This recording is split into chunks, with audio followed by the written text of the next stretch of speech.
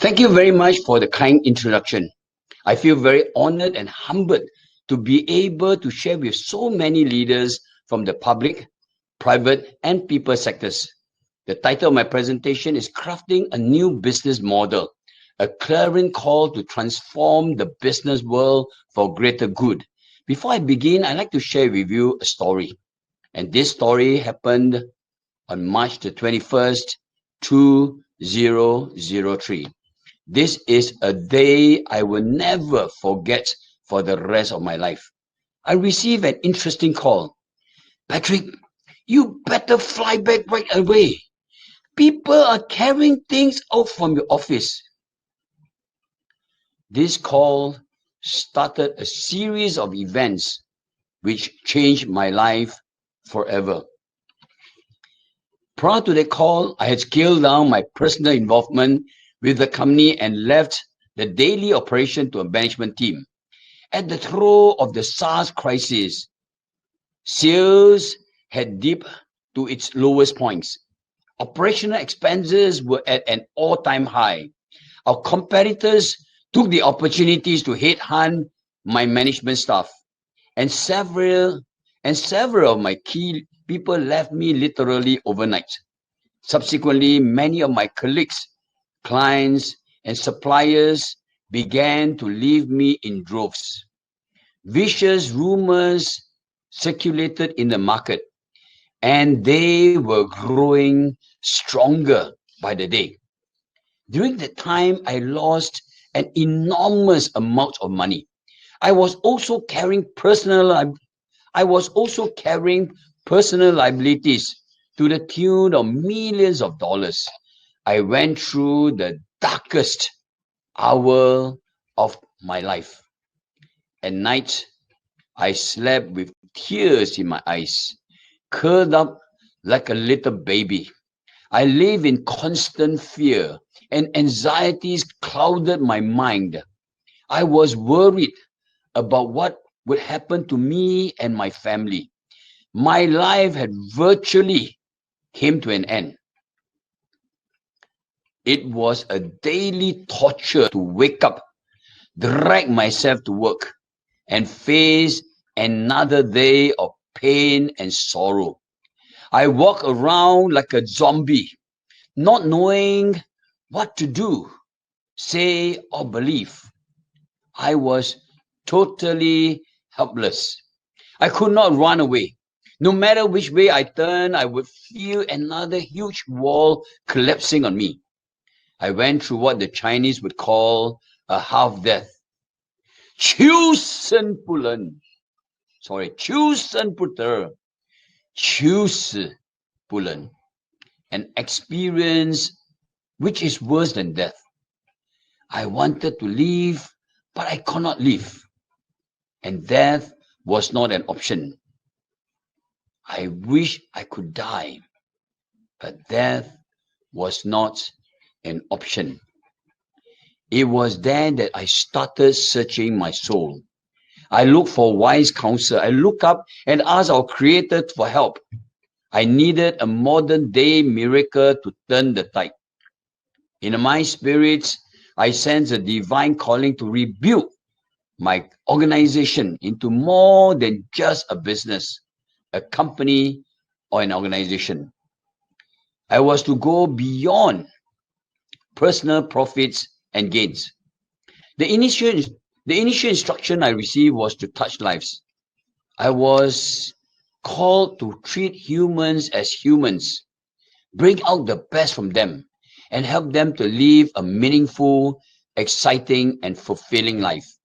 My job was to walk the journey of life with my colleagues and help them live the best of life. Through them, we would touch lives, bless communities, improve the country, and enhance society. When I decided to take up this challenge, I felt like our Creator was telling me that this step was only but part one of many other steps, and it was the easy part of that journey. The most important and also the most difficult part of the message was to tell my people three very simple words. And the three very simple words were, I love you. I knew that love is the most important and the most powerful force in business and in life. Sadly, I had barely scratched the surface. Sadly, I had barely scratched the surface to tap this awesome force. I did not learn how to live and work with love from any business guru, any business school, or any business book. Most people will not even dare to talk about love in the workplace. I had to learn how to rebuild my company on love and to live out the power of love. I had to chart a new course and to pioneer a different way of running the business. I decided to make my company the extended family of our people and the office our second home. I endeavored to transform my organization into a warm, dynamic, and caring family. And out of that major crisis, I was forced to recreate myself. I had to learn, and I'm still learning, to run my endeavors with a heart and put soul back into my work. Within 3 years, with the help of our creator, we redesigned our company. We re-engineered our company to become a market leader and arguably the first company in the world to rebuild itself on love. Our company helped to win more than 44 business awards and became probably the most awarded company in our industry. According to Singapore 1000 SME 500 study, we were one of the fastest growing companies and one of the most productive companies according to the returns on equity. We also became one of the first single-focus enterprises in our industry to be listed on the Singapore Exchange. More importantly, since 2003, our company became one of the most active companies in social contributions. I was able to step down as CEO and ensured a smooth transition in 2013. That was when I left the company. Looking back now through the crisis, I learned powerful lessons on how to run a purpose-driven business. Using the analogy of a computer, I realized there are 4 dimensions to a love-based management system. First, hardware. The heart of a business challenge is ultimately a challenge of the heart. It is the ultimate driver for motivation to run a business. The heart can drive the enterprise in the right direction or towards destruction. It is from the heart that we can derive a soulful and sustainable solution. The question that begs to be answered is, why are you in business? Why do you lead an organization? Your why will help you to discover the how. It will also drive your productivity and help you to develop the right partnerships in your organization. It is your purpose that will shape and influence your performance, progress, and pursuits. Where your heart leads to, that's where your destination will be. Second, hardware. The best way to love your people is to build the best company and the best business.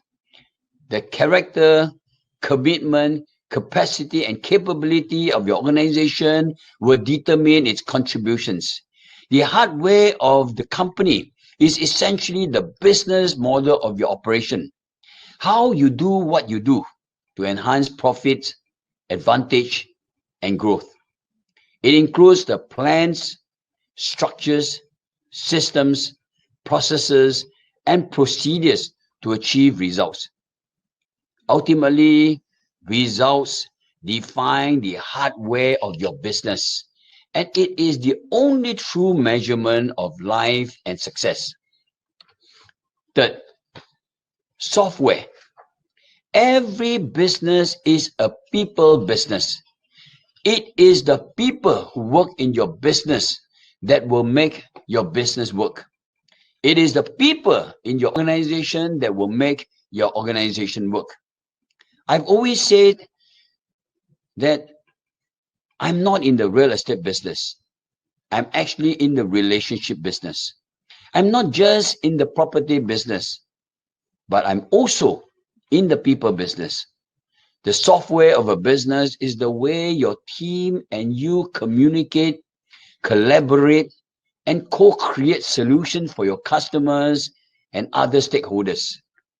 To do that, you need to find the right people to do the right. You need to find the right people to do the right job and to work together effectively as a team. The quality of your business is shaped by the quality of your relationship and teamwork. People makes the ultimate difference. Fourth, soulware. In the final analysis, the purpose of a business is not merely to create products and services.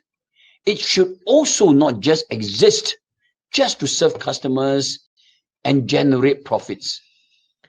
Businesses should serve a higher purpose for helping people to live a better life and make our world a better home. The more you reach out to bless other lives, the richer and better your life will become.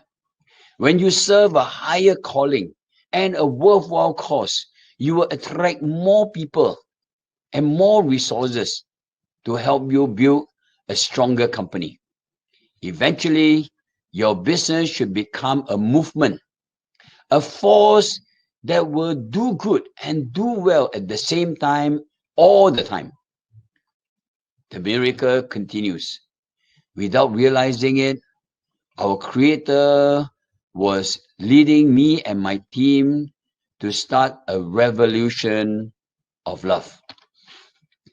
Since then, we have developed a new love-based business model and share it with a new generation of entrepreneurs. I call them enlightened entrepreneurs. Call me an idealist if you like. I believe if you and I live with love, our future generations will point to our generation and they will say, that's the generation that finally got their acts of love together. They eradicated poverty, brought about world peace, and made our world a better home for all of us. Will you be one of the enlightened entrepreneurs? Will you join me in the revolution of love? Thank you.